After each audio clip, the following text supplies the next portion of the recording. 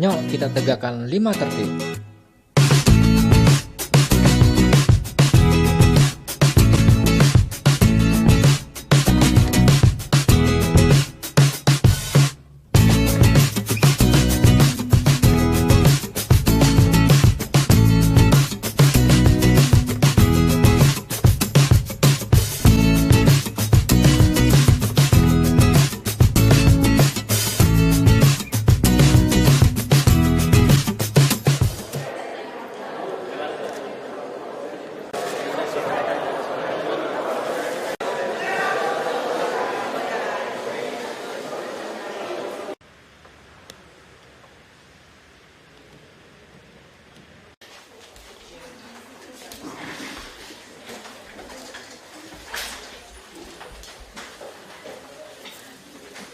Cakap Melayu atau English?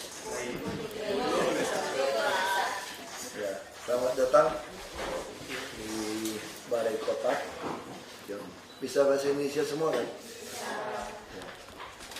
Saya kira ini saja supaya hemat waktu. Silakan tanya apa saja yang kalian ingin tahu. Kalau saya yang cerita, saya ceritanya terlalu panjang. Tanya saja, ingin tahu apa, nanti saya berusaha jawab sebisa saya. Ya, silakan. Assalamualaikum warahmatullahi wabarakatuh.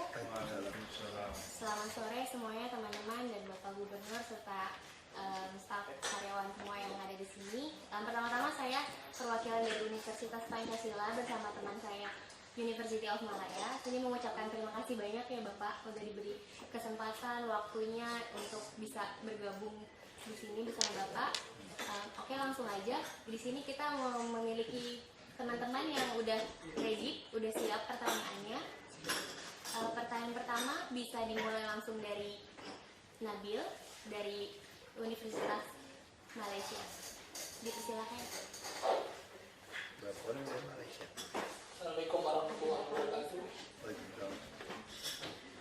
Selamat datang, selamat sore kepada Gubernur Jakarta Pak Ahok serta teman-teman sekalian dan semuanya dalam ruangan ini. Pertamanya saya merasa bangga berada di sini bersama dengan Pak Ahok. Terima kasih kerana sudi meluangkan waktu bersama kita semua Raja Pelajar Universiti Malaya. Soalan saya begini Pak, sepanjang 2 minggu kami di Jakarta, masalah yang saya lihat di Jakarta dari pandangan pribadi saya itu ialah masalah traffic congestion, macet dipanggil di sini. Jadi kalau di Kuala Lumpur itu situasinya berbeda. Di Kuala Lumpur itu juga macet, tapi masih ada Pilihan. ya masih oke lagi berbanding di sini. Jadi soalan saya cuma general pada Pak Ahok, apa solusi dari Pak Ahok dan solusi Pak Ahok itu apa bedanya dari solusi daripada Pak Jokowi yang dulu sebagai gubernur, dan apakah pembaik-pulihan yang Pak Ahok sendiri cadangkan terhadap transportasi umum di sini berbanding di Kuala Lumpur itu. Terima kasih. Yang lain terima aja. Yang lain, pertanyaannya mungkin mau langsung dijawab atau ditampung dulu Pak? Tamunya 2, 3, 5 orang.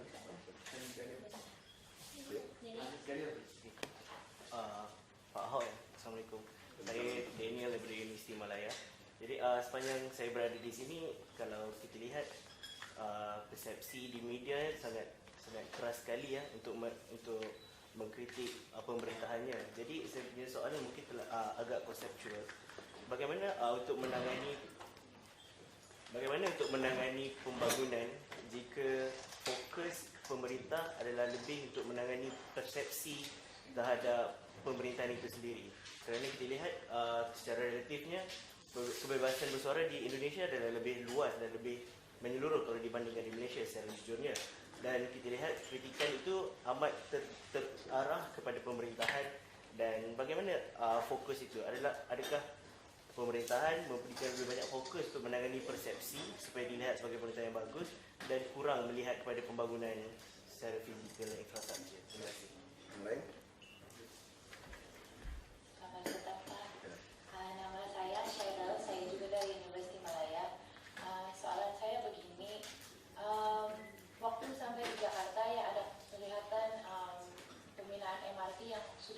kan itu. Terus tadi Mas Haji pembinaan MRT construction. Oh, pembina itu what you mean? Is construction? Yes. Oh, you mean is stop? Yes. Okay. Terus tadi masalah di Jakarta Smart City ada dibilang yang kerajaan punya plan untuk letak 400.000 CCTV ya tahun ini. 6.000. 6.000.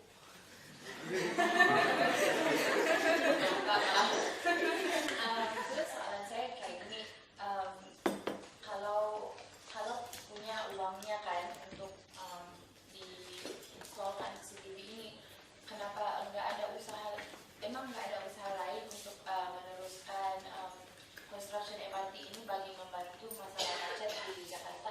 Terima kasih. Terus 5 orang saja. Lagi ada yang mau tanya? Ya Pak, nama saya Kalai Pane, boleh panggil Kalai. Izinkan saya untuk menanyakan dalam soal bahasa Inggris. Sir, actually, we're very thankful for your time to actually meet us and then share your experience and your information. Value your time. My question is very much on a general issue with regards to particular controversy that's surrounding the Jakarta at the moment. So the reclamation of land in the North Jakarta and the issue surrounding the hugely controversial issue. I take note that it is being under investigation of the Anti-Corruption Agency and so on. But my question is on your stand, on your administration stand on the issue of corruption. And how do you perceive the issue and how do you wish to tackle the issue of corruption that is being very much widespread issue in Jakarta and also in any other part of the world, but with particular reference to reclamation of land. Thank you. 5? Masih ada? Cukup? Kalau cukup saya nggak kasih lagi loh. Kalau 5 masih ada kesempatan. Nah, saya jawab satu-satu nih. Masalah macet, solusinya ya seluruh dunia sama. Kalau bahasa Indonesia saya tidak dimengerti, angkat tangan saja ya. Kita ada kadang-kadang ada perbedaan. Saya memang dari rumpun Melayu, saya juga cakap Melayu di Belitung. Jadi pakai cakap Melayu, tapi Melayunya agak beda juga dengan Malaysia. Solusi macet seluruh dunia sama. Kita harus membangun transportasi massal berbasis rel. Sama. Sebelum membangun itu, kita membangun dulu bus rapid transit dengan BRT. Nah, BRT Jakarta, ditanya apa beda? Dulu waktu dengan Pak Jokowi, kami berpikir kita hanya konsentrasi 15 koridor BRT. Lalu membiarkan seluruh rute bus di Jakarta dikuasai oleh operator swasta. Yang terjadi mereka tidak mau ganti bus yang bagus. Orang dipaksa. Ini tidak betul. Makanya tahun ini saya merubah kebijakan. Seluruh bus yang di Jakarta diambil alih oleh perusahaan kami, PT Transportasi Jakarta. Bahkan sampai daerah sekitarnya, Tangerang, Depok, Bekasi. Bisa contoh gini, Tangerang ke Jakarta, kalau pakai bus operator, itu bisa Rp8.000. Ada yang Rp12.000. Lalu Bekasi, Tangerang, Depok, 8.000 atau 12.000. Sampai ke Jakarta, dia masuk ke jalur Transjakarta, kami kasih gratis, free. Tapi waktu dia pulang, dia masuk ke stasiun, dia harus bayar 3.500. Tambah lagi 8.000 atau 12.000. Ini memberatkan. Mereka mulai hitung-hitung. Kalau begitu kita beli motor saja. Motor lebih murah. Nah, makanya saya bilang sama pemerintah pusat, kasih saya saja bus Anda ke kami, bukan kasih, artinya itu ikut saya saja. Jadi mulai minggu depan, bus dari Tangerang, kota sekitar ini, masuk ke Jakarta, tiketnya sama dengan dalam kota. 3.500. Ini akan mengurangi motor yang masuk. Karena murah. Bahkan kalau dia mendaftarkan payroll, gajinya dia, pegawai itu ke Bank DKI, punya Bank DKI, dia gratis naik bus. Tidak bayar. Saya subsidi dengan PSO, Public Service Obligation. Lalu bagaimana kereta? Yang tadi Anda bilang tiang-tiang itu tiang monorer sebetulnya. MRT kami tidak macet.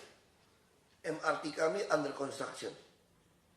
Semua subway, sampai yang elevated. Lalu kami mulai membangun 9 koridor LRT. Jadi saya mengganti kebijakan, saya mengeluarkan LRT. Ini yang membedakan saya dengan Pak Jokowi dulu. Kita belum bicara LRT. Jadi karena tidak mungkin Jakarta dengan monorail. Yang Pak Jokowi monorail, lalu kita stop, kita ganti LRT. Karena kalau monorail harus betonnya yang ganti. Kalau LRT kan dia bisa belok-belok, mau tambah kemana, ekstensinya lebih mudah. Jadi semua kita sedang bangun. Jadi sambil tunggu bangun itu, kita mulai gunakan bus. Jadi seluruh bus saya ambil alih. Nah, kenapa belum cepat? Karena industri dalam negeri tidak sanggup memenuhi. Kalau impor dari Tiongkok saya tidak mau. Karena bus kami harus kelas atas. Kita mainnya tuh busnya Scania, Mercedes-Benz, MAN, Hino paling jelek untuk Jepang. Jadi kita mainnya kelas atas. Saya bilang kalau kota yang maju harus yang terbaik. Karena setelah kita meninggal pun ini masih jalan. Saya tidak mau barang yang nggak jelas. Apa merek Ahok, apa nggak jelas punya merek untuk apa? Brand Ahok, saya nggak mau gitu. Nah ini yang kita lagi bangun. Jadi kalau dibilang biaya siapa? Kita punya perusahaan. Lalu bagaimana bus-bus swasta yang bangkrut? Tidak akan bangkrut mereka.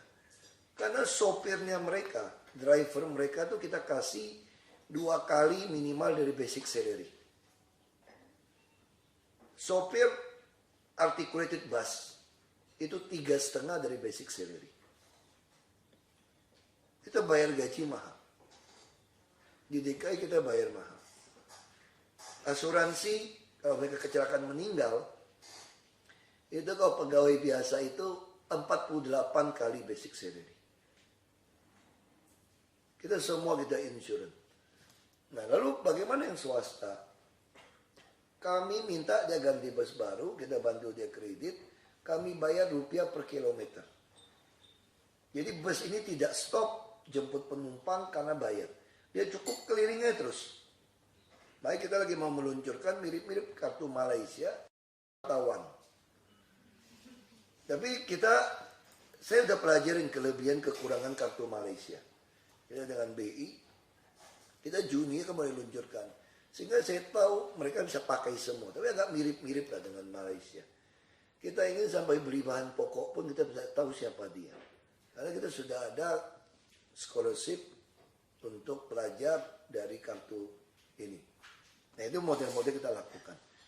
Jadi kalau bangun CCTV, 6.000 tidak pakai uang saya. Ini nama uang premanisme. Pakai tak apa saja. Ini kayak mafia saja. Ini kayak Godfather. Kamu kalau mau bangun provider handphone, harus kasih saya CCTV. Tidak perlu kasih saya. Anda pasang saja, saya mau numpang lihat saja. Jadi kalau rusak maintenance kamu yang tanggung. Kalau kasih saya harus maintenance. Kalau tidak mau saya tebang tiang Anda.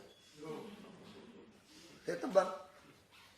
Kalau nggak mau, saya makan bisnis Anda. Saya juga punya bisnis untuk pemerintah DKI. Di City Administration punya company. Kita bisa bisnis. Kita punya uang. Saya punya uang, punya kuasa, punya market. Gak mungkin saya kalah sama Anda. Jadi tolong kerja baik-baik. Kalau tidak mau saya makan bisnis Anda. Saya bilang saya the new Godfather. Tapi very generous Godfather. Nah itu kita sampaikan pada mereka seperti itu. Ya. Persepsi media yang keras kritik gimana kita mau kerja. Saya nggak pernah pusing. Saya kerja tiap hari. Kalian lihat muka saya stres nggak? Saya lebih mirip komedian, ketawa-tawa aja. Santai saja. Ada mau demo saja di depan, teriak-teriak kelaparan. Saya makan enak-enak di dalam. Kalau mau demo, saya juga telepon, tolong musik dangdutnya diputar, jangan itu-itu terus, bosan. Lagunya masih ganti-ganti. Yang kayak radio yang oke. Kita pernah diserbu, tanya nih bodyguard ini. Pak wajah merah, berani dia. Kalau masuk kita tuja saja kira-kira gitu. Kalau masuk ya kita hajar. Kita nggak mau pusingin soal media. Kita hanya fokus kerja. Karena kita yakin rakyat itu melihat hasil, output, delivery. Nggak ada guna perang media. Orang sekarang terlalu pintar kok. Dia lihat fakta. Sampah bersih nggak di sungai? Jalanan bagus nggak? Pelayanan bagus nggak? Kita pelayanan sangat bagus. Rumah sakit kita top sekali. Dan kita betul-betul insurannya jalan dengan baik. Kita kasih 600.000 anak scholarship. Kan kita lagi mau kasih dia makan daging. Hanya 35.000 sekilo. Ya anak kita urus semua. Kita bangun rumah susun 20.000 unit tahun ini. Tahun depan 56.000 unit. Tadi saya baru pimpin rapat bangun. Ukuran 36. Saya nggak mau pusing. Orang mau kritik. Ya, yang jadi masalah tuh saya suka balas. Itu aja. Saya nggak pernah tahan media nggak boleh ketemu. Nggak. Satu hari seperti minum obat 3 kali. Doorstop. Wartawan akan minta saya ketemu 3 kali. Jadi nggak heran hampir semua TV ada saya ngomong. Karena satu hari dia paksa saya ketemu 3 kali. Sebagai politician harusnya kita tidak banyak ketemu. Saya ketemu aja, ngomong aja. Ngomong aja, kamu ngomong pedas, saya juga ngomong pedas. Terus yang demo anti saya, tidak mau saya jadi gubernur. Saya tinggal balas saja, saya juga anti dia, dan juga saya tidak anti dia. Ya sederhana saja cara jawabnya. Ya kan, kalau dia mau masuk ke sini. Kalau kamu mau anarkis, kamu kira cuma kamu berani pulang ke akhirat. Saya juga pengen pulang ke akhirat. Pengen tahu Tuhan ada apa enggak.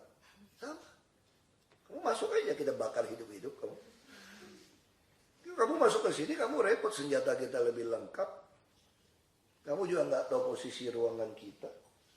Berapa kali demo saya bilang sama polisi, kasih masuk aja beberapa kita bantai. Polisi takut, jangan. Kalau masuk, kasih masuk aja. Saya mau lihat berani mati sampai di mana kamu mau ribut sama kita. Jadi jangan pernah, saya berpikir sederhana saja. Jangan gertak saya, bluffing saya. Saya kerja betul, kenapa takut? Tahu kalau yang ditakdirkan mati, tetap mati juga kan? Nah kalau saya takut tidak mati jadi hidup, ya saya mau takut. Kalau sekarang takut juga mati, ya buat apa takut? Nah kira-kira kayak gitu. Jadi kita nggak mau pusing, media ngomong, kita timpalin juga, kamu ngomong aku lebih galak. Ya memang kadang-kadang Pak Jokowi bisa kirim orang telepon. Tolong kunci mulutnya dikit. Pak Jokowi kan kenal saya, kunci sedikit. Kalau bisa, tolong berapa hari jangan banyak ngomong dulu. Ini yang itu sudah malu, dipermalukan ini. Sudah malu ini. Ya sudah, Pak Jokowi bilang, paling 2 hari, 3 hari kambuh lagi deh.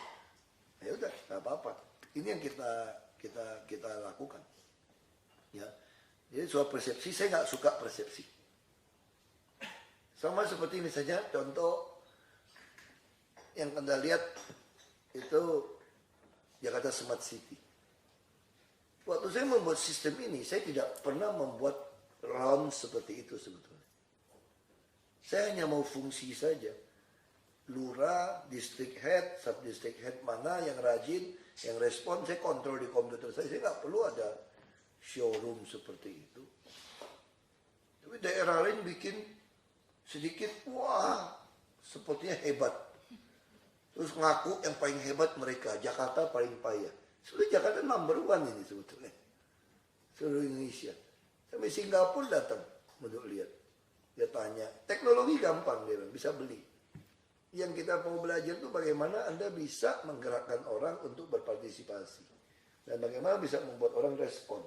Oh gampang. Pecat saja saya bilang. Kalau nggak mau kerja ya kita fire aja. Gaji besar.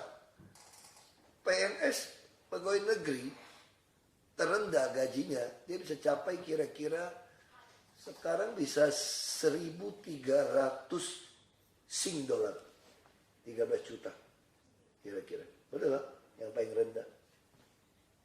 Yang eselon 30 juta ya, kamu eselon ya? Ini masih muda 30 juta lebih, 3.000 Sing dolar.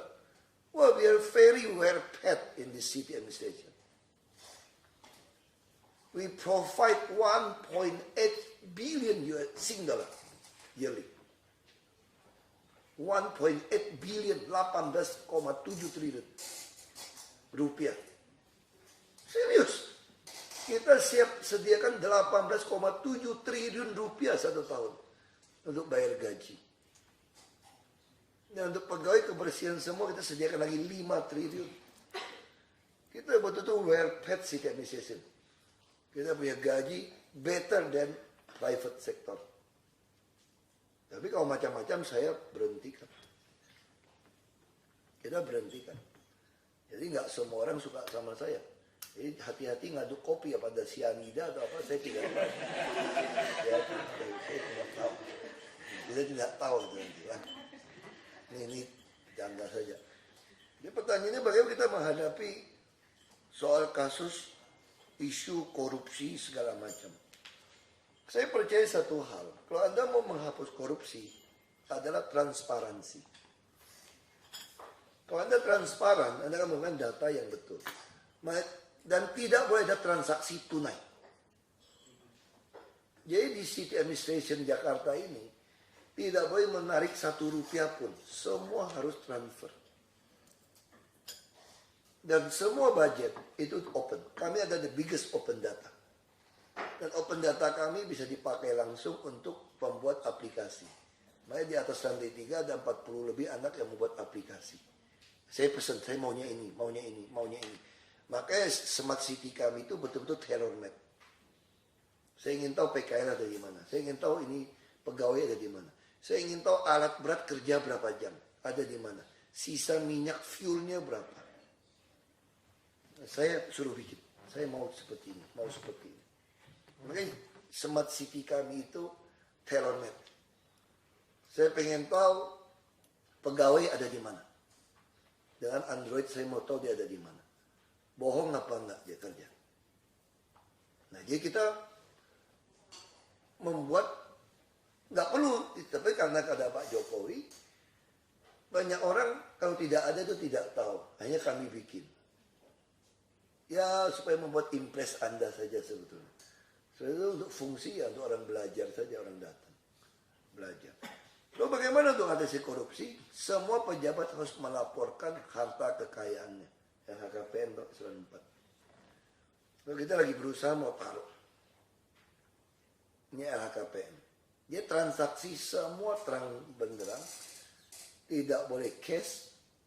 Dan semua budget kita open. Dan bahkan tahun ini, kami kelihatannya, saya dapat bocoran. Number 1 di Indonesia menyusun e-budgeting. Jadi e-planning, e-budgeting, kita ada penghargaan dari Presiden. Jadi kita membuat leapfrog yang luar biasa. Lalu untuk MDGs, Millennium Development Goals, untuk target ini, kami juga number 1. Bulan Mei akan terima hadiah. Dan bahkan untuk ease of doing business, no tipping, kita buka 318 office. Dari number 109 Indonesia nih, we hope this year we could jump 40, I think 50. It's a really big leapfrog. 109 want to be 40. How to do that? Open system. We like a generous broker. You just come, we help you. Even you don't want to come, I pick up your document. You just call us. Free of charge. Kita namakan AJIB. Antar jemput izin bermotor. We do it. We really do it very good in Jakarta. Makanya I don't care about the media, what they attack us. People know who is the best. That's why as a politician, they hope I could not compete again. Find many things. I don't care. Saya bilang begini. Ya katakan saya fitnah macam-macam. Saya tenang saja. Saya bilang kalian pernah bangun pagi-pagi nggak? Subuh pagi-pagi. Wake up in the morning and from dark. Itu cahaya fajar, sunrise, cahaya fajar. Ketika dia keluar cahaya fajar, makin lama makin terang kan? Lalu sampai rembang tengah hari. Bisa nggak kegelapan menutupi cahaya fajar? Tidak bisa. Ya kalau jalan kita betul, benar. Nggak usah takut, kita tuh seperti cahaya fajar. Kamu nggak bisa rem saya. Saya ajak duel terus. Saya kalau 1 lawan 2 film kungfu itu. Karena kita pukul satu orang kan kebuka dipukul orang. Kalau film kan pukul dulu baru putar, diatur. Martial diatur. Kalau 1 lawan 1, I'm not bad. Still okay for fighting. 1 lawan 1 saya bilang. Jadi memang kurang ajar aja fitnah terus. Sebagai kasus sumber waras. Itu nggak waras itu. Di mana ada di Republik ini beli harga tanah, harga teks. Harga NJOP pajak adalah yang terendah dalam undang-undang kita. Saya beli harga NJOP kok. Nilai objek pajak ya. Nilai jual objek pajak terendah. Itu undang-undang mengatur. Saya tekan si pengusaha jual yang terendah. Mungkin nggak kebagian komisi dari mereka. Hampir semua tanah pemerintah termasuk gedung KPK itu dibeli harga pasar. Termasuk gedung LKPP. Kok nggak salah? Saya beli rumah sakit. Kalau bikin AMDAL, analisa dampak lingkungan. Pakai uang nggak? Sosialisasi pakai uang nggak? Kita beli rumah sakit, langsung bangun rumah sakit, itu nilainya nggak dihitung semua. Berapa keuntungan untuk pemerintah? Periksa uang saya. Oh, diperiksa semua rekening saya. Boleh periksa gaya hidup saya. Saya santai-santai saja hidup saya kok. Saya nggak suka uang, saya sukanya ribut, saya bilang. Hobi ribut, kalau ribut saya pasti hobi. Jadi saya korupsi di Indonesia kalau mau bersih. Satu kunci adalah transparansi, lalu pembuktian harta terbalik. Bagaimana gaya hidup Anda, pajak yang Anda bayar. Ini KPK sudah periksa saya habis-habisan. Karena dulu ketua yang lama mau ngincer saya. Nah saya senang. Saya suka, makin diincer, saya makin senang. Kenapa? Karena akhirnya dia akan mengaku. Semua orang punya nurani. Dia punya konsain saya, punya nurani. Dia akan bilang bahwa saya pejabat yang jujur. Karena persepsinya dia, nggak mungkin pejabat nggak jujur. Dan saya punya track record panjang. Saya pernah jadi lokal parlemen di Belitung Timur, di kabupaten. Saya pernah jadi bupati di Belitung Timur. Saya pernah jadi anggota DPR, Parlemen Nasional Parlemen. Saya pernah jadi wagub, sampai jadi gubernur. Ya, silakan. Tentu mereka berpikir, mana ada pejabat Indonesia yang jujur? Pasti korup. Makanya orang kalau diperiksa BPK, National Auditor, itu kayak Almighty God itu dia. Gak boleh salah, gak berani lawan dia. Kalau dia menganalisa dengan cara yang salah. Saya lawan. Kamu bukan Tuhan, saya bilang. Ini sudah gak betul, ngaco kamu audit. Wah, ribut mereka. Dan Tuhan nolong saya, keluar namanya Panama Papers ketuanya. Hati aja gitu. Kita percaya hidup ini ada Tuhan. History, sejarah. Itu kan artinya his story. Story-nya his. Itu ceritanya Tuhan. Itu history, sejarah. Dia, saya percaya hidup ini ada God's providential control. Kita bilang amanah, amanah itu berarti God choose us, not we choose God. Itu arti amanah. Powers belong to God. Kamu nggak bisa rebut. Nggak bisa ambil. Powers belong to God. You are nothing. So why we have to afraid? Nggak perlu. Kebenaran itu lebih penting. Dan kegelapan tidak bisa menutupi cahaya. Nggak bisa. Nggak bisa nutupin terang. Jadi kalau Anda mau, jadi di bahasa filosofi,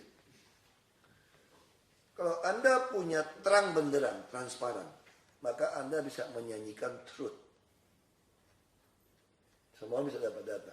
Kalau semua orang bisa mendapatkan truth, itu artinya Anda menyajikan justice. Kalau Anda bisa memberikan justice, maka Anda akan mendatangkan welfare for everybody. Jadi tugas pemerintah adalah how to administer justice. Kita bukan charity. Makanya sila kelima Pancasila Indonesia itu bukan charity for all, but justice for all. Keadilan sosial bagi seluruh Indonesia, bukan bantuan sosial. Misalnya tadi saudara datang ke sini, banyak rampok di luar seperti, tapi kan ada security, Anda safe semua masuk sini. Itu namanya charity, ada bantuan, ada security. Coba kalau ada security, kalian sudah di rob dan dipukul. Tapi kalau kalian datang ke sini, ada atau tidak ada security, tetap safe, just mean justice. Jadi tugas kita adalah provide justice for all. Nah, dalam pemerintah kita mengadminister justice. Itu prinsipnya. Lalu bagaimana jadi pejabat? Anda tanya korupsi. Easy to be a government. Actually it's really easy. Compare to private sector, lebih mudah jadi pejabat. Kita nggak perlu pikir hutang bank, bunga. Kita kayak preman kan, semua orang dipajakin. Pay tax. You lose, that's your business, not mine. You profit, come on, 28%. You sell something, come on, 10% added value. You not yet get a profit. I don't care, 10% value added tax. That's the government. Everything, tax and tax. Every water you drink, pay tax. You want to develop company, pay tax. Pegawai, lebih kasihan lagi. Kerja setengah mati. Belum lihat uangnya, sudah dipotong tax. Ya kan? Ini government. Jadi government mudah. Yang penting kamu no accept bribery. You will twist justice. Second, no partiality. I don't care who you are. I just stick on constitution. I don't care. Ya, orang tanya sama saya waktu saya masuk ke politik. Pertanyaannya lucu. Ini teman papa saya, ayah saya. Hok, kamu mau main politik ya? Nah, ini haji, dia ini haji. Teman bapak saya. Di kampung saya itu 93% muslim. Saya sekolah Islam sampai SMP. Makanya saya bisa 2 kalimat syahadat juga. Saya pikir mau menikah orang Islam bohong di KUA atau enggak? Kantor urusan agama. Dia cuma suruh ucapin 2 kalimat syahadat saja sudah boleh menikah. Itu janji nikahnya. Ini kita hafal itu 2 kalimat syahadat. Ini kira-kira saya 93% muslim di kampung saya. Dan parlemen dikuasai Partai Bulan Bintang Yusril Iza Mahendra 55%. Ya kan? Jadi kenapa dia tanya begini? Lucu pertanyaannya. Kalau kamu mau masuk politik, kalau kamu mempunyai tugas memenggal kepala orang yang bersalah, dan yang bersalah itu adalah ayah kamu, apakah kamu akan memenggalnya? Death penalty. Itu kan head off dong. Kamu lakukan atau tidak? Kalau ayah kamu yang salah. Saya bilang saya penggal kepala ayah saya. Wah, kejam. Kamu krur. Terus saya bilang begini. Yang kejam bukan saya. Bapak saya yang kejam. Kenapa tahu anaknya punya tugas harus memenggal kepala orang? Kenapa bapak saya sengaja berbuat salah sampai saya harus memenggal kepala dia? Harusnya kamu sebagai ayah saya mendukung pekerjaan saya. Makanya ibu saya bilang sama orang-orang, tidak mudah jadi mamanya Ahok. Waktu saya jadi pejabat. Paman saya pada bilang lebih baik Ahok jangan jadi pejabat. Repot kita mau bisnis. Semua dia potong. Sepupu saya, sepupu istri saya bilang, nggak ada guna saudara kami jadi pejabat. Makin repot bisnis sama dia. Mau sogok dia tidak mau. Mau bluffing dia lebih galak, lebih berani. Mau tipu dia lebih ngerti. Repot katanya. Lebih baik cari yang gampang disogok. Ya pejabat. Nah, jadi itu prinsip untuk bicara transparansi, bicara anti korupsi. Saya ada pejabat yang selalu mendengungkan harus ada pembuktian terbalik. Siapapun yang punya gaya hidup tidak bisa membuktikan terbalik asal muasal hartanya, maka disita untuk negara. Ini adalah kesepakatan kita waktu konvensi PBB melawan korupsi. Itu sudah ada undang-undang di tahun 2007 kalau tidak salah. Ya, ada United Nation against corruption. Sudah ada. Ya, kalau pejabat tidak bisa membuktikan hartanya, maka disita buat negara dan dia dihukum. Itu pandangan saya. Dan saya bicara terus itu. Makanya banyak orang kupingnya merah, nggak suka sama saya. Jadi saya sampaikan itu. Banyak yang pengen saya cepat-cepat mati. Kirim dukun, tapi dukunnya yang mati kelihatannya. Salah jampi-jampi ini. Setiap saya kerja sudah banyak kirim dukun macam-macam itu. Mau jampi saya masuk KPK, yang ke jampi DPRD yang masuk KPK. Saya kayak gitu. Mungkin ada yang mau tanya lagi, silakan. Minum, silakan. Silakan. Coba. Silakan. Bapak, silakan. Selamat petang, Pak. Ya. Maaf, pertama bahasa Indonesia saya nggak ngerti, jadi kalau nggak Bapak. ngerti, cuman minta tolongnya. Soalan saya, Pak, dari saat pertama saya ajak kaki ke Indonesia ini, Pak, masalahnya sama seperti Indonesia, kalau nggak teruk sama saja. Saya lihat 3 perkara yang sering saya lihat adalah pengemis, homeless, dan juga penyakit jalanan. Saya kira semua negara di dunia ini ada satu tujuannya untuk jadi negara yang maju. Jadi kalau dengan keadaan yang dipenuhi dengan pengemis, homeless, dan penyangga jalanan ini, di depan tempat-tempat yang saya kira high class di Jakarta juga punya banyak, Pak. Jadi gimana kalau persepsi orang luar itu, atau gimana dalam pemerintahan itu, kalau Bapak kan, untuk mengurangkan mereka-mereka yang di jalanan ini? Sebab saya kira dari dulu sehingga sekarang masalahnya tetap sama, begitu ramai yang mengemis dan homeless.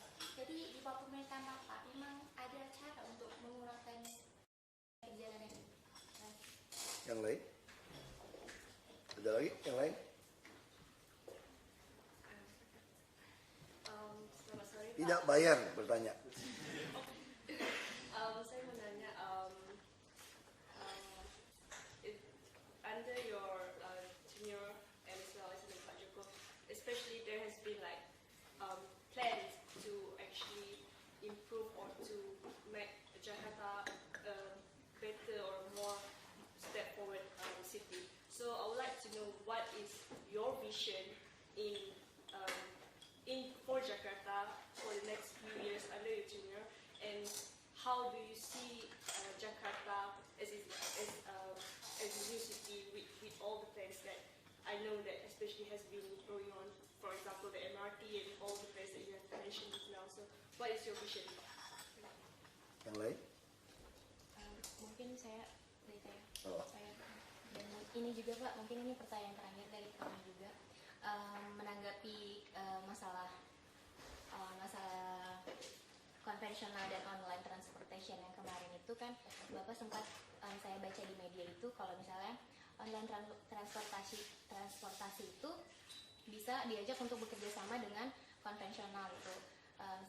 Dilihat dari jangka waktu yang sudah sampai sekarang ini, perkembangannya bagaimana, Pak? Kalau misalnya dari online transportasi itu sendiri itu dia masih lebih mendapatkan keuntungan dari usaha yang selama ini mereka kerjakan, terus akhirnya mereka tidak mau bergabung dengan yang konvensional, langkah Bapak ke depannya itu sebagaimana? Terima kasih Pak. Oke. Pengemis jalanan memang ada sedikit masalah di Jakarta. Karena hampir semua yang datang itu bukan orang Jakarta sebetulnya. Jadi kami mesti dengan tiket untuk dikembalikan. Membuat surat pernyataan.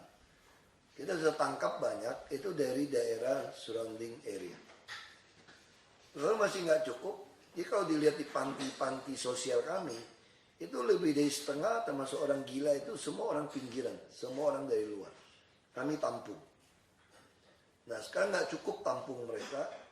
Kita mulai mendorong membangun sebuah area di Ciangir, Tangerang 97 hektar. Jadi saya hitung kalau tidak makan saya pelihara saja. Mereka yang datang ke Jakarta bukan mau makan, mau beli rumah, mau bikin rumah di kampung. Jadi kalau tangkap pengemis itu dia bisa punya uang 30 juta. Dia minta Jakarta, mobil banyak lewat. Nah ini yang kita lagi terus tampung dan bangun panti. Sekarang sebetulnya jauh lebih berkurang pengemis di Jakarta dibandingkan dulu. Nah termasuk saya stop 3 in 1 ketika mereka gunakan joki. Itu anak-anak dikasih obat penenang. Mereka saya stop. Dulu di jalanan semua berdiri-berdiri untuk jadi joki mobil dapat uang. Saya stop. Mereka tentu nggak senang, saya nggak peduli. Saya bukan soal senang nggak senang. Ini bicara aturan. Jadi kalau Anda ditangkap jadi pengemis di Jakarta, saya ada satu form Anda harus isi, membuat pernyataan tidak akan kembali. Kalau Anda kembali berarti Anda melakukan penipuan. Saya akan pidana. Hampir semua nggak ada yang berani balik. Kita terus tangkap razia. Memang mereka bilang saya tidak manusiawi. Saya mau memanusiakan Anda tapi Anda tidak mau. Itu kira-kira seperti itu yang kami lakukan. Jadi kami sedang membangun villa Werda itu di Ciangir. Ada cocok tanam 97 hektar. Kita mau bangun tahun ini. Supaya orang-orang yang nggak punya kerjaan, yang nggak mau kerja, ya sudah saya piara saja. Saya hitung, kenapa saya berani? Kalau musim bulan suci Ramadan, puasa, itu Masjid Istiqlal cuma masak 3.000 orang, kadang nggak habis. Kalau begitu banyak pengemis, penuh dong masjid. Kenapa tidak? Sunda Kelapa nggak sampai 1.000 orang makan, 500 juga nggak sampai. Ya, itu kan ada sopir, ada abang bajai. Artinya apa? Yang ngemis di sini bukan cari makan. Kita ketemu manusia tinggal di gerobak. Begitu lihat dia punya uang belasan juta. Dia pulang di kampungnya punya rumah gedung dia. Semua kita tangkapin sekarang. Nah saya kira pengemis, apalagi selama di sini ketemu banyak pengemis di jalan. Di daerah mana? Selatan? Anda tinggal di daerah mana? Apa di Depok? Kita dari Depok.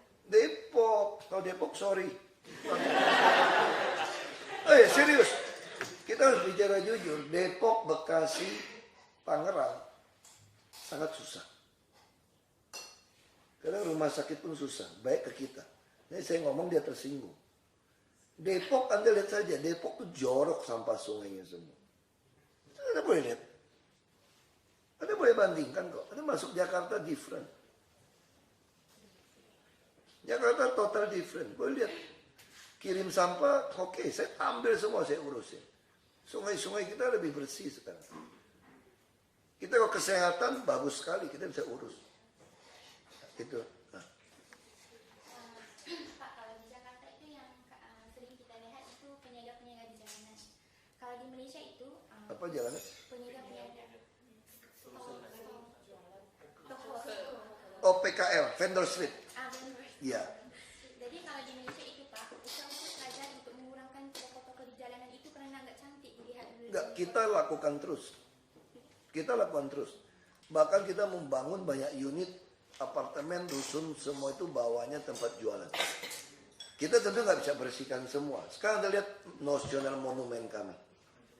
Dulu full vendor street.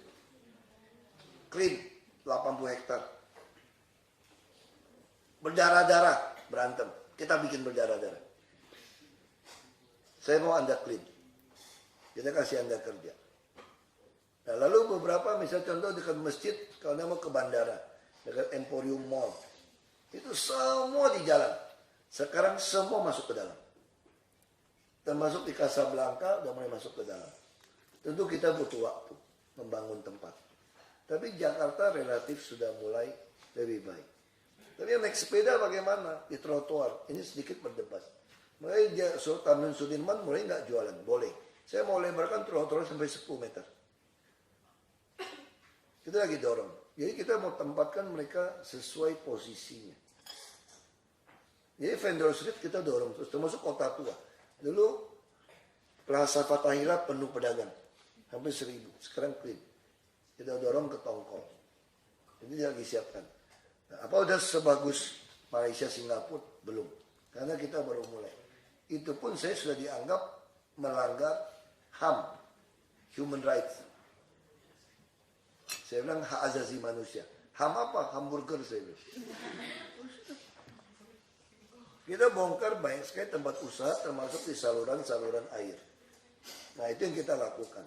Nah sekarang kita sudah mulai, kalau Anda tadi di Smart City, mungkin tadi nggak sempat lihat. Kita mulai pendataan vendor street. Saya tahu posisinya ada di mana. Termasuk sudah lolos BPOM nggak? Badan Pengawasan Obat Makanan atau FDA, Food Drug. Yang itu, kita udah kasih. Lalu kita kasih dia bantuan modal. Nah jadi kita mulai mendaftar. Kita juga linkkan dengan Zomato dan GoFood. Untuk orang order. Dari itu dalam rangka kita memelihara vendor street. Kita juga mulai coba bangun kayak Lenggang Jakarta. Sekarang ada selisih harga. Saya mulai ngerti. Selisih harga mereka nggak bisa. Nanti kita lagi mau siapkan tempat toko-toko. Mereka hanya bayar Rp4.000 sehari. Bayar preman bisa Rp60.000 sehari. Jadi kita lagi ngatur, bangunin, mulai geser masuk. Ini Monas 80 hektar. Saya tahun ini kan mulai bangun menggali underground. Itu bisa tampung hampir 800-an vendor street. Termasuk buat parkir. Nah ya kita terus kerjakan ini.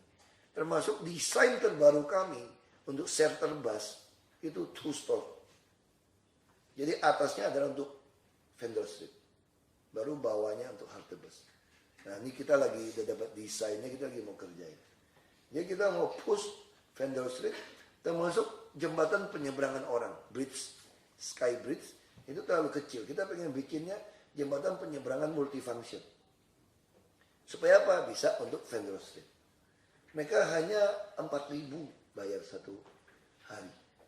Jadi kami siap kasih dia kredit 5 juta sampai 10 juta. Dengan ada gerobak 9,5 juta. Saya menyediakan 1 triliun rupiah 1 tahun. Untuk kasih mereka kredit. Tapi yang bisa diserap hanya 300 miliar.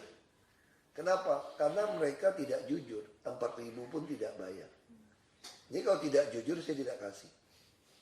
Ini persis seperti hubungan orang tua. Kalau tidak jujur nggak boleh. Makanya saya bilang nggak semua orang suka sama saya. Saya bukan sinterklas. Saya sedang memaksa Anda untuk jujur. Nah itu yang kita lakukan. Jadi kita mulai pendataan dengan sistem. Kenapa? Waktu dibagi toko vendor street ini, dia jual. Pulang kampung. Dan yang bayar jualan vendor street yang liar ini bukan KTP Jakarta.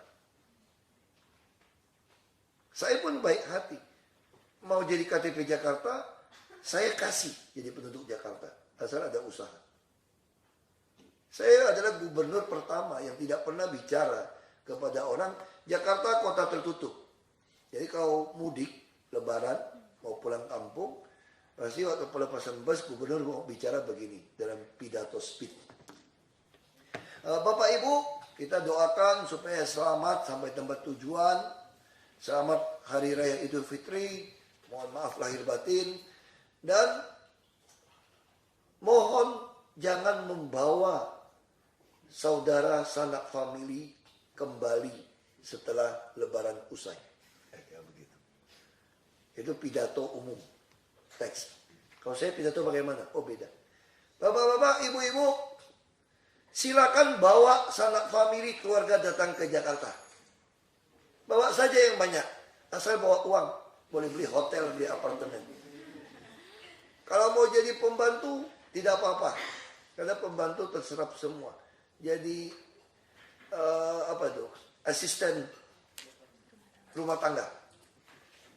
Silakan, karena kamu ditampung oleh tuannya, oleh nyonyanya. Saya bicara seperti itu. Makanya saya pengen semua slum area, I want to demolish. Mari kita bangun banyak sekali rumah susun. Apartemen, low cost apartemen. Why? Karena orang miskin selalu ada sama kita. Di semua kota. Maka kami mau membangun untuk inkubator. Supaya mereka bisa tinggal di situ. Jadi apa visi kita, DKI? Gampang ingat visi saya. Visi betulnya gini, jadikan kota Jakarta modern, tertata rapi, dengan aparat yang suka melayani. Itu visi. Pusing untuk ingat itu. Kalau visi saya gampang. Membuat penuh otak, perut, dompet. Itu saja. Membuat penuh otak artinya apa? Dari sisi pendidikan, rohani, kebahagiaan, dan budaya. Penuh. Perut penuh artinya sehat, bisa makan banyak. Dompet penuh arti daya beli. Lalu bagaimana mengukur itu semua? Ada MDGs. Ada Human Development Index. Ada Happiness Index untuk mengukur. Jadi vision harus terukur. Yang punya saya terukur sampai angka. Makanya saya senang tahun ini saya akan juara satu Indonesia MDGs. Number 1. Karena kita ukur. Jadi target pembangunan saya adalah manusia. Bukan gedung. Ini semua pelengkap. Targetnya manusia. Lalu bagaimana untuk mencapai visi ini? Anda harus punya misi. Untuk mencapai visi, vision, you have mission. The first and important mission is birokrat. They have to be a servant. Maka kita membentuk one-stop service. Kita namakan PTSP. Pelayanan terpadu satu pintu. We think and act like a broker, but very kind and generous broker. You just come, what's your problem? We solve your problem. Some we could not do it because land reform is not our authority. It's a central government. Nah, saya sudah bicara sama Pak Presiden untuk bereskan ini, nggak beres ini. Nah, jadi itu yang kita lakukan. Misi kedua apa? Harus ada jaminan pendidikan, kesehatan, dan perumahan. Itu provide. Yang ketiga apa? Peluang usaha. Baik kita mau bangun banyak co-working place. Termasuk desain. Kita akan bangun. Udah bangun nih tahun ini Dekranasda. Untuk desain. Jadi bagaimana konsep co-working place itu? Anda suka fitness nggak? Go to fitness center. Banyak orang suka fitness nggak mampu beli equipment mahal atau rumahnya sempit. Lalu bagaimana caranya dia bisa menikmati semua equipment untuk fitness? Dia menjadi member karena murah. Nah sekarang juga sama. Banyak desainer kami dia bisa menciptakan desain macam-macam tapi dia nggak punya komputer. Dia nggak punya 3D printer. Dia nggak punya bahan. Dia nggak punya jaringan fiber optik. Nah kami mau sediakan ini. Kita taruh di satu mall, Waduk Melati. Saya kira berapa bulan ini kita bisa resmikan. Untuk para desainer bikin baju, mesin potong, jahit. Nah saya lagi mau bangun lagi yang 3D. Bagaimana desain ini supaya bagus? Harus ada 3D-nya. Jadi orang Jakarta bukan disediakan kerjaan saja, tapi bagaimana dia menjadi seorang pengusaha. Lalu yang keempat bagaimana? Oh Jakarta you have to do something. Apa somethingnya, missionnya? Harus jadikan pusat apa? Kita mau jadikan Jakarta ini Port of Jakarta. The biggest hub dan port in Indonesia. Bagaimana joinnya? We want to join with Port of Rotterdam. Kita reklamasi pulau NNOPQ. Karena ini ada kawasan industri, logistik. Maka saya juga mesti menyediakan perumahan. Low cost apartment. Near one complex. Yang butuh kerja silakan datang. Nah kita lagi bangun. Tentu LRT, MRT itu harus. Kita sudah punya desain MRT yang tulang punggung selatan utara, timur barat sampai ke Bekasi dan sampai ke Bararaja. Ini West Java and Banten connecting. Kita biayain. Lalu ada 9 koridor LRT. Lalu ada 15 koridor BRT. Dan ada 6 ruas tol elevated dalam kota and 2 auto ring road elevated. Ini the total of concept of Jakarta. Jadi kira-kira Jakarta seperti itu. Lalu bagaimana take care the human? 1.250 resident take care by 1 doctor, 1 midwife, and 1 nurse. Now we do it in a low-cost apartment. We do it very best. Jadi bagaimana untuk kuliah? Kalau Anda pemegang scholarship 600.000, lulus high school ya, SMA, Anda bisa masuk register the government university, the whole Indonesia. I give you each year 18 million rupiah. 18 million ya 1,800 Sing dollar. Give to you. We will start this year. Ini yang kita lakukan. Jadi saya ingin my focus, the vision is a human. Gimana ingatnya? Bikin penuh otak, perut, dompet. Isi. Bagaimana mengukurnya? Dengan Human Development Index. Ada indeks pembangunan manusia. Nah ini kira-kira kita cara mengukurnya. Lalu online transportasi bagaimana? Bagi saya ini adalah regulasi kita tertinggal dengan kemajuan teknologi. Jadi kita tidak bisa melawan teknologi. Kalau orang mau hidup lebih gampang harus mendukung teknologi. Yang tidak mau ikut teknologi Anda akan selesai. Saya mau tanya, ada berapa pabrik mesin tik manual yang masih hidup? Nah, kira-kira begitu. Ada berapa jam yang masih pakai puter-puter masih hidup? Atau ada berapa TV tabung yang masih hidup? Sekarang anak saya tidak pernah nonton TV. Dia nonton YouTube di komputer. Sebentar lagi kalau pakai TV sudah masuk ke smart TV. Ada berapa rental kaset, video yang masih hidup? Tidak ada. Tidak ada lagi. Kita nonton di Netflix. Sewa video, nonton video. Netflix Anda nonton semua film Anda bayar. Anda bisa sewa video juga. Di Sony, di mana-mana TV yang baru semua sudah smart TV. Dan dia nggak bisa hidup kalau tidak ada wifi connecting. Mereka kita lagi supply seluruh kota ini full 4G dan full fiber optic. Jadi kita nggak bisa. Lalu saya tanya, kita tidak mau ikutin yang teknologi. Kita mau membela yang konvensional. Anda sekarang sudah pakai apa? WhatsApp, Line, Telegram, semua tuh. Kenapa tidak paksa Anda kembali ke short message? SMS dong? Nobody want. Sekarang masih ada nggak warung telepon kuartel? Sekarang kita pacaran pun lebih enak. Zaman saya pacaran tulis surat. Kalau sekarang orang pacaran dia langsung FaceTime, WhatsApp, Line, langsung begitu clear, begitu jelas.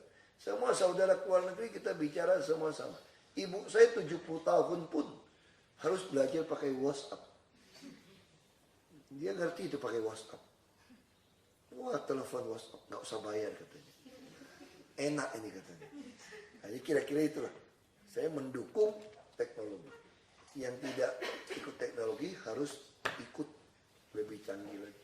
Kira-kira itu. Ya, terima kasih banyak untuk kunjungannya. Ini bisa bikin kartu nama saya. Masih mau tanya? Oh, silakan. Tanya lagi. Angkat. Ini tidak canggih sekali. Ini mesti diangkat. Dia tidak otomatis. Harus diangkat manual. Angkat aja ya. Coba nama saya Juan. Saya dari Malaysia, Pak.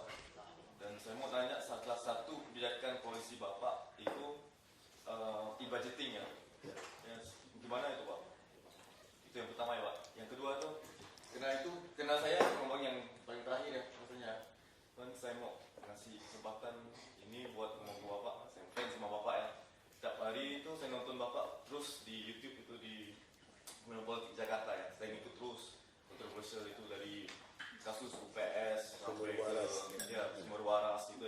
kasih. Saya mau ngasih tahu nama Bapak, lawan lagi Pak.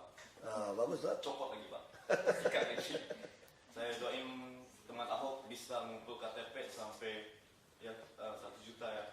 Terus menang lagi Pilgub 2017, Cawapres 2019, gandingan sama Pak Jokowi aja. Terima kasih ya Pak. Baik. Jadi e-budgeting, kenapa kita bikin e-budgeting? Tahun ini lebih ketat lagi. Kita sudah bikin template supaya para developer bisa membuat aplikasi dengan mudah. Karena ini open data, jadi aplikasi bisa buat dengan mudah. Ini juga jadi pelajaran. KPK telah meminta dari kami, dia mau mencoba implementasikan ke kabupaten kota lain. Jika dia jadi model, termasuk Bandung sekarang memakai kami. Dia mulai menyontek, kami kasih. Jadi ini rencananya Pak Jokowi akan jadi nasional. Dia nasional kalau e-budgeting, kita bisa saving 20-30%. Kalau Pak Jokowi bisa menang lagi jadi presiden 2019, national budget pun kita mau bikin e-budget supaya tidak dicuri. Kalau national budget jadi e-budgeting, kita saving 20%. Kita katakan 2.000 triliun, kita punya 400 triliun rupiah satu tahun. 5 tahun 2.000 triliun. Bangun infrastruktur seluruh Indonesia selesai.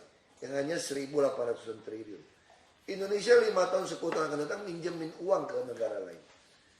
Ini negara hebat Indonesia sebetulnya. Hanya terlalu banyak maling di dalam. Jadi akar masalah republik ini adalah korupsi. Mereka kami berusaha mengikis habis korupsi. Memang orang tidak suka. Orang bilang orang tidak suka Ahok karena dia kasar, tidak sopan. Ngomongnya keras. Pak Jokowi lemah, santun, dibenci juga. Orang tidak suka Ahok karena dia kafir, Kristen, turunan Cina. Pak Jokowi Islam, Jawa lagi, Solo lagi, dibenci juga. Jadi bukan benci karena itu sebetulnya. Karena mereka takut kehilangan rezekinya. Gak bisa curi lagi. Seperti kawan-kawan DPRD kan. UPS mau beli semua 12 triliun, orang gila. Ambil hampir 1.2 billion Sing dollar. Crazy. Maka saya potong, lalu dia kirim. Ini versi dia yang asli, versi saya palsu katanya. Untung ada e-budgeting kan. Nah, makanya e-budgeting penting. Karena ini nggak beres, sekarang saya mau bikin inaskah. Karena ada pasal yang mau masukkan kasus reklamasi. Saya bikin wajib bayar 15% dari setiap tanah yang dijual. Mereka mau bikin tidak ada. Untung ketangkap. Ketangkap ini. Jadi kasus. Jadi udah nggak bisa main di budget, dia mau main di pasal-pasal regulasi. Nah jadi seperti itu. Ini terima kasih teman Ahok, mungkin akhir bulan ini bisa berkumpul 1 juta. Karena sekarang kecepatan itu tiap minggu 100.000. Dia kumpul tiap minggu udah 100.000 aja. Jadi kalau jadi bisa ikut, tidak dikerjakan oleh oknum macam-macam. Saya akan coba kampanye seperti Obama. Jadi yang mau nonton kampanye harus bayar. Bukan saya kasih uang. Anda datang mau lihat saya kampanye harus bayar beli tiket. Kita supaya membuktikan Indonesia lebih hebat daripada Amerika. Dia butuh 200 tahun, kita di bawah 100 tahun sudah mampu. Kampanye seperti itu. Nah ini terakhir supaya Anda semangat Tuhan.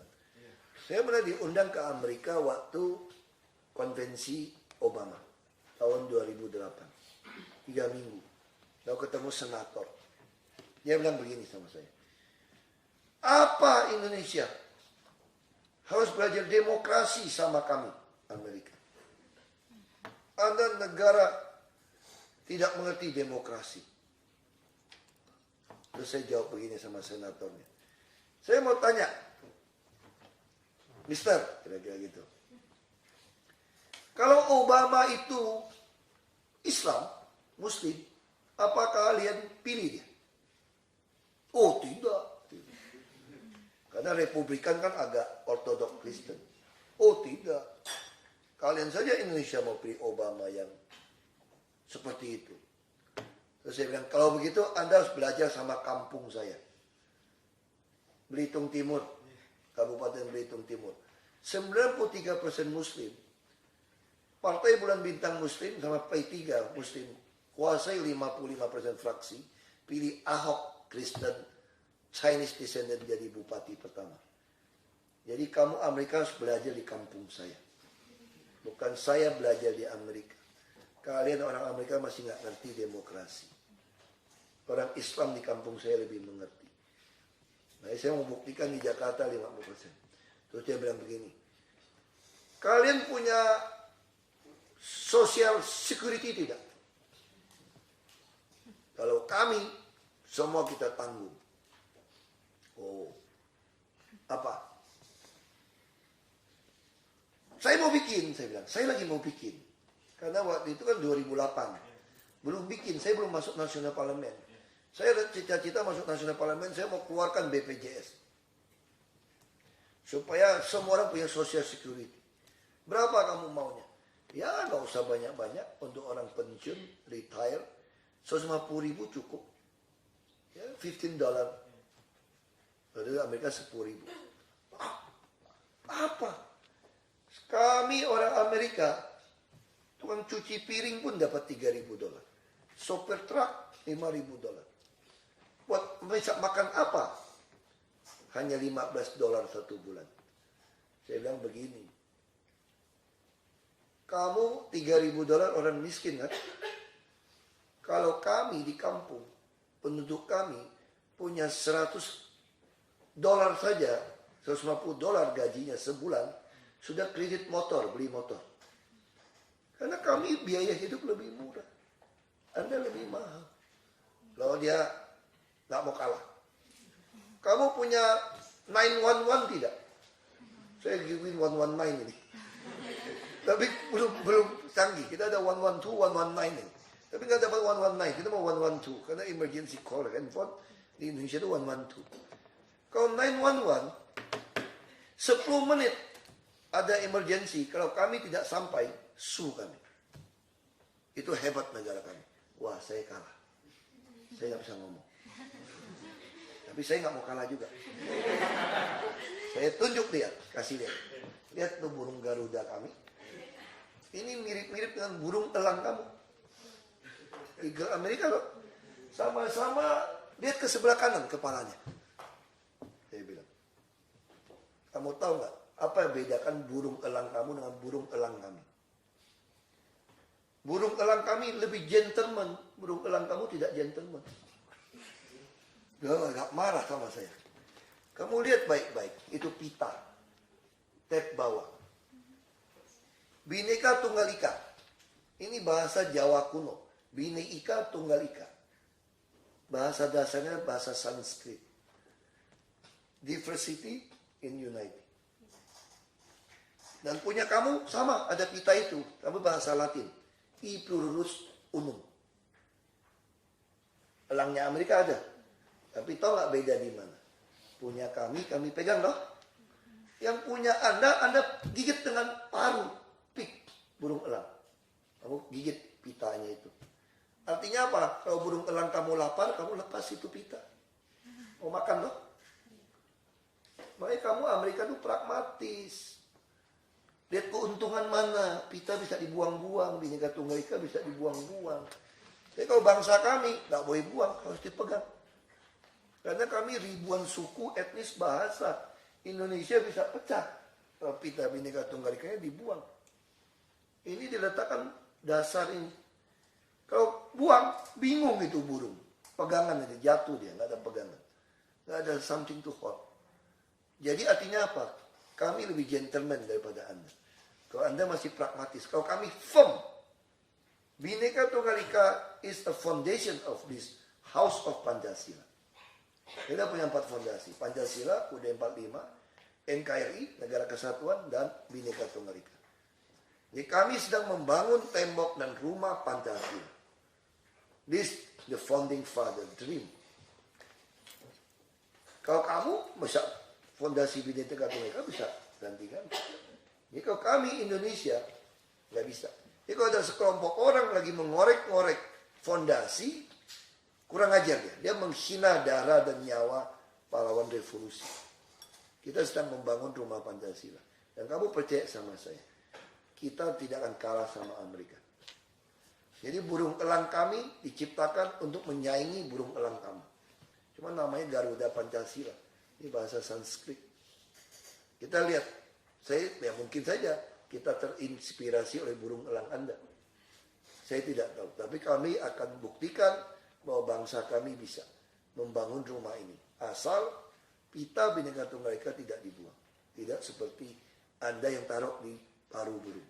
Wah, dia marah sama saya. Minimal satu-satu seri. Kira-kira itu. Terima kasih.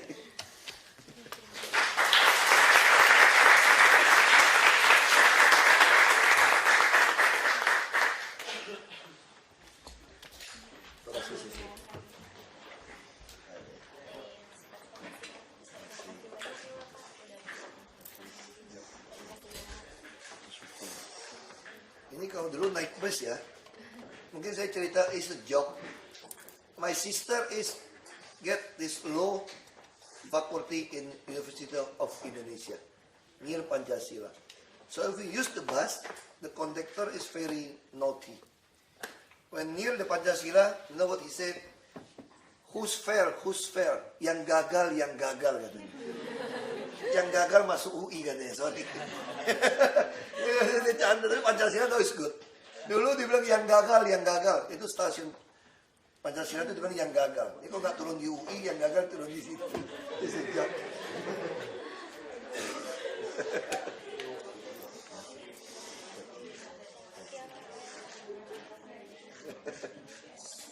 Ya. Oh masih ada. Masih siapa? Pancasila juga. Oke. Mau foto, gimana fotonya? Apa? Oh, sini aja.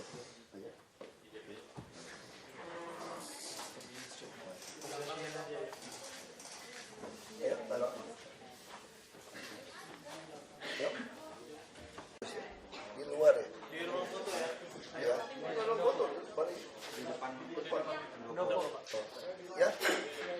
Oke, kita di... Oh, selfie $200.